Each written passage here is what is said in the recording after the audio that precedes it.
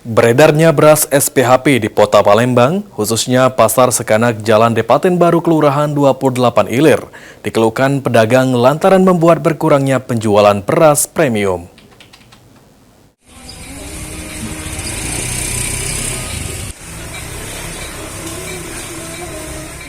Sejumlah pedagang sembako di Pasar Sekanak Jalan Depaten Baru Kelurahan 28 Ilir, Kota Palembang, mengeluhkan penurunan penjualan beras premium.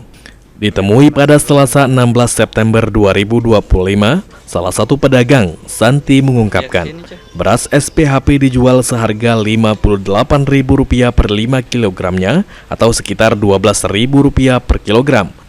Sedangkan beras premium seperti Patin dijual Rp290.000 per 20 kg atau Rp14.000 per kilogram. Akibat selisih harga tersebut, pembeli banyak beralih ke beras SPHP. Bahkan stok 10 kg beras SPHP bisa habis terjual dalam satu hari. Sedangkan beras premium dengan stok 20 kg baru habis terjual dalam seminggu. Pengaruh pasti. Ngaruhnya yang bagaimana, Cek? Dia kan pasti lebih murah SPHP. Yang premium kalah dia. Kayak beras Patin mati pasti. Beras Patin berapa, Cek, harganya?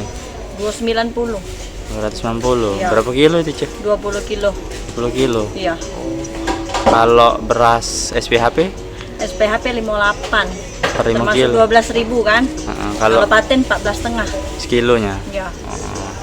Kalau sekarang ini jumlah omsetnya nurun, Cek, berarti yang beras.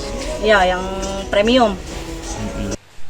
Beras SPHP dipasok melalui kantor lurah, sementara beras premium masih diambil dari agen.